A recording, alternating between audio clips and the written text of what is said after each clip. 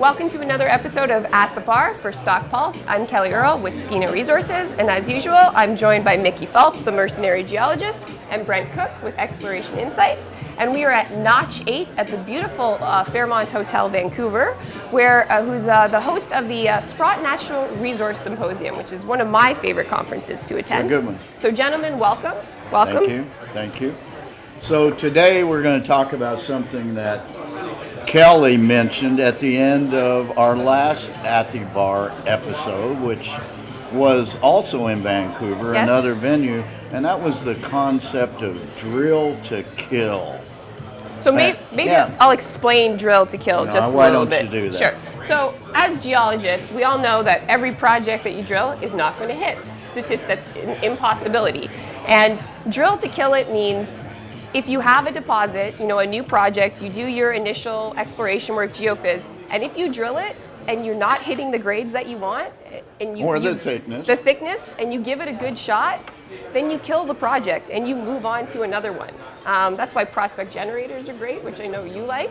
And we wanted to discuss that topic and how, if you think that companies are still doing that, they're drilling it and then moving on, or if they're not doing it, maybe some companies that do it well, or reasons why our industry might not be so good at that. I know geologists can fall in love with their projects. So Mickey, why don't you start us off? Well, I was raised in a different generation of geologists, so I've got 35 years plus, most of which was as a practicing economic geologist. And from day one, I was always taught you need to give it your best shot and you drill it to kill it. In other words, drill enough holes, spread them out enough, take your target, and drill it in one fell swoop or maybe two. And if you don't find what you're looking for, it's time to move on. Yes. Because our chances of success in this business are so slim. And notice I said that in an optimistic manner, which you need to be an eternal optimist as a geologist. You sure do. I did not say your chances of failure are so high. Very true. I'm not sure drill to kill is the right phrase, because I think what we're really doing in exploration is drilling to either confirm a concept or not. Yeah. Unfortunately, we're dealing with only one or two dimensions, the third dimension being depth. That's we don't why know. we drill. So you're drilling also for information that will lead you, either confirm your concept and lead you in the right direction or not. But I take your point that too many companies get stuck with a concept. Basically, go out, they raise money, we're going to drill this is the best thing ever, and it flat out doesn't work, but they can't go back, they don't feel they can go back to their investors and say, it didn't work, can we have more money?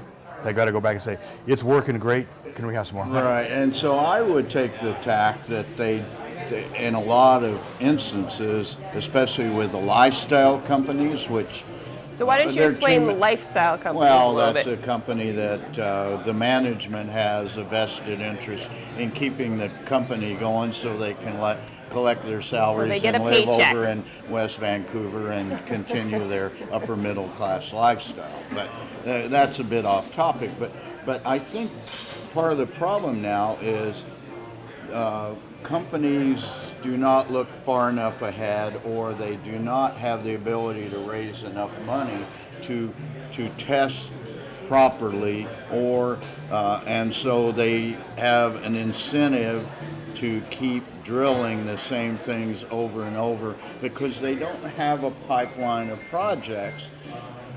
And the reason they don't have a pipeline of projects, and I think you may agree with me on this, there are too many companies and there are not enough good projects. Yeah, and it's also tough to go out. I mean, it is in Vancouver, it's much easier to raise money on a property that somebody else has drilled, who knows how many holes, but you've got 100 meters of 5 grams, and you go to the financier and go, this is what we drilled, and we need to confirm this, confirm this. Yes. The problem was never that drill hole. It's all the other drill holes that were the problem, but it's kind of a scam, I think, in that's how it works. Yeah. I'm kind of getting that way, and I think it needs to change, and the way that I might propose to change it is we need a longer bear market here to get rid of more companies, because I think what I'm seeing is more and more good companies. The percentage of companies that are left are the percentage is increasing of things that interest me, as opposed to 4 or 5 years ago when there were so many and that you just go, oh, it's just part of the herd of things that I don't even want to hear about. So let's relate this back to investors and maybe things they can watch out for. Is there a danger in investing in companies with a single asset if we're at the very early exploration stage? Very early exploration stage. So say pre-drill, or there's some historic drilling they're not confident in. Is that a warning sign for you? Not necessarily to me. It all comes down to the concept, the people behind it. Do they really understand what they're looking for? And critically, are they able to understand the results and make that decision where this is a failure, we're gone? But like I say, too often it's like, well, they need to keep pumping because they've got no other project, and that's the problem. And I think you or I are in total agreement on this, and they have a vested interest in keeping it going, no matter if it has merit any longer or not. And you mentioned this, and I'm going to steal your thunder a little bit by saying that as geologists, we have to watch and be very careful about falling in love with our own projects and our own concepts, because there's a number of geologists out there that just won't let things go. And you can even have a good project and the geology's there and the geologist concepts prove up, but for whatever reason it's never going to become a mine, be it jurisdictions or environmental or other things. It's the trouble with geologists. Yeah, it's very true. That's where the engineers come in. Yeah. And we, as geologists, we go, oh, just the engineers. But man, those guys are important. They're very important. They're very important. I'm going to throw out another concept that the euphemism that's used a lot in our industry is, it's always the sixth company on a property that makes the discovery. And now I hear that so often. And yes, to a degree, it takes, what that really means is it takes a lot of time and work to define a deposit. But the idea that because 6 companies have been on this property, or 5 have been on the property, I'm the 6th and then I'm going to make a discovery. So much money is wasted on, and that's where a lot of money is wasted, right? And I agree with that too. And probably the problem in the most instances with the 6th company in and 5 have failed is because it's not an economic deposit, and we've seen that because of 43101 and this whole focus on resource estimation, which came in the beginning of last boom in 03, is we see this recycling of old marginally economic deposits. And I don't care if the price of gold goes up, well, your inputs, your energy and labor costs go up too. So the idea you can take a formerly sub-economic or marginally economic deposit and make it work sometimes is fraught with difficulty. So I'm going to disagree with you a bit on that. For example, Skeena's project, Snip and Eskay Creek, the infrastructure has changed so much in the area, where there were diesel-operated fly-in, fly-out before. Now there's hydroelectric facilities within 17 kilometers, roads. So I see what you're saying, but in some cases, old deposits with new infrastructure, with cutoff grades that were astronomical, 24 grams per ton, where now you can do 5, they could work. So I guess no, and your point's well taken there, but things have changed there. Yes. I'm talking about the same If old, nothing has same changed, old, and nothing's changed except the price of gold's gone up. Oh, it's going to be economic now. That's been proven to be wrong time and time again in the boom from 2003 to 2013. So do you have any examples of companies that are drilling to kill, good companies? I know we touched on prospect generators. I mean, that's one of the reasons to like the prospect generator model is there's always a pipeline of companies, and if one doesn't work out, it doesn't affect them as greatly because they've got a number of other projects in the pipeline.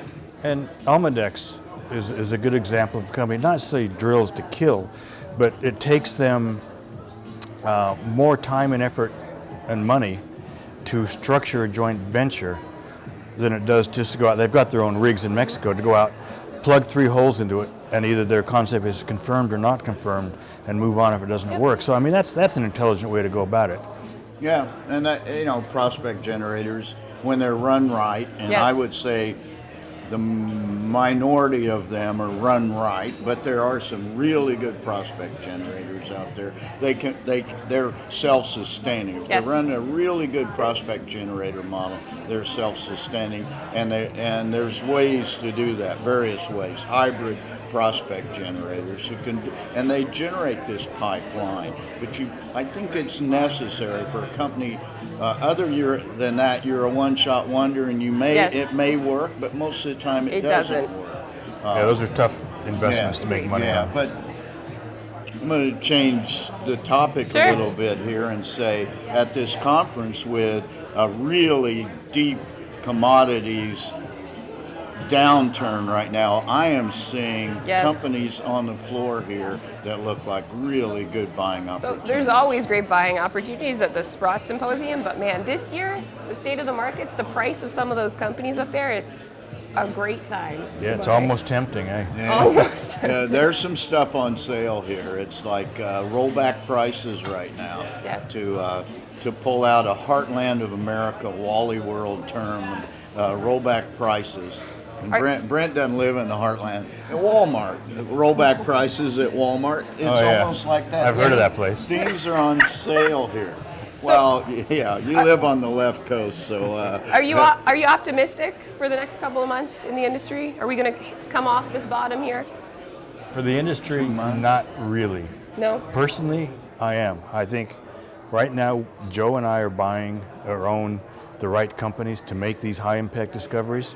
You know, I think it'll play out over the year. I'm not real hopeful that the market's going to go, come back and go great. I think more likely we're going to see the bigger markets roll over, Yep. which isn't going to help us. But you are buying. Yes. Yes. And you? I'm a buyer right now. You're a buyer right now too. Me And too. I've also sold a couple of things. I took a 4-bagger. Okay. I took half off the table on a 4-bagger by, or let me say that differently. I took all my money off the table, sold 25% of my stock 2 weeks ago, and have a 4-bagger, and I'm break even right now, and I'm riding the rest. I think we'll leave it on that positive note to end Okay. with. So for At the Bar with StockPulse, thank you once again for joining us. Cheers, gentlemen. Cheers. Thanks all.